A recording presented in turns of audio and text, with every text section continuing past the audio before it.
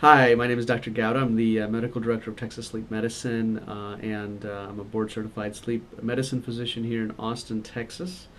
And I'd like to take a moment today to discuss PAP therapy, otherwise known as positive airway pressure therapy. This is the most common treatment for individuals with sleep apnea, obstructive sleep apnea, as well as central sleep apnea.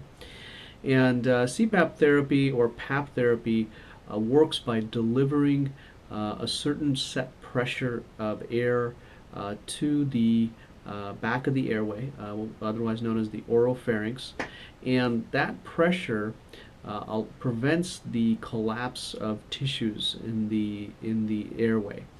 And by doing so, it allows the individual to remain asleep, keep their airway open, prevent snoring, and ultimately lead to deeper sleep and better quality sleep.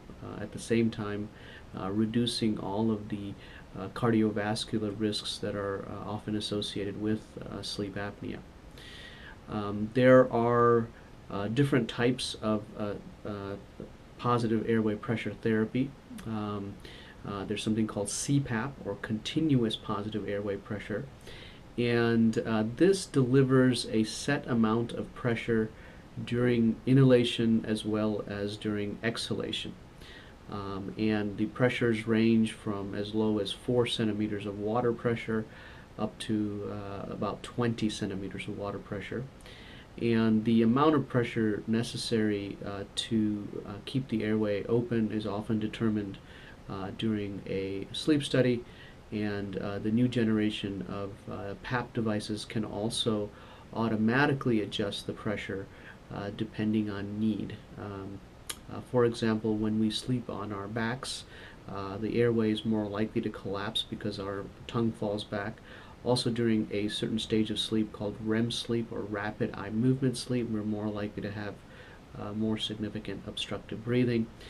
In these situations, the auto-titrating devices will automatically increase pressure based on need, as long as the parameters are appropriately set. The next form of therapy, or the next step up in therapy, is called bilevel therapy. And bilevel therapy has two different pressures. One pressure is delivered during inhalation, and a lower pressure is delivered during exhalation. BiPAP therapy is particularly beneficial in individuals who require very high CPAP pressures, because at those high CPAP pressures, they're unable to exhale effectively or comfortably.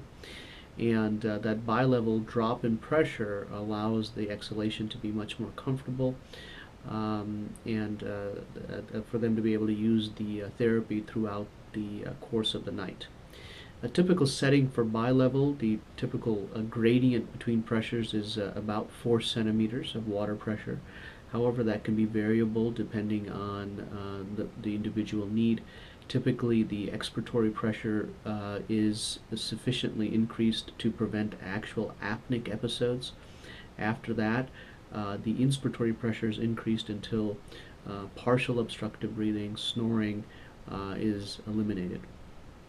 Other indications for bilevel therapy include individuals who are very obese. They often have a condition called obesity hypoventilation, and what happens there is that they're unable to get sufficient air into their lungs because of the amount of weight that's on their chest wall. And bilevel therapy allows for better gas exchange by allowing them to actually blow out more air and prevent what's called carbon dioxide retention in their lungs, and also useful in that situation. Beyond bilevel therapy, there is something called bilevel ST, or timed mode. This is for individuals who have other neurologic conditions associated with sleep apnea, medications that can induce central sleep apnea, and specifically the time mode allows us to set a certain number of breaths that they have to take, or the machine will deliver, in order to keep their airway open.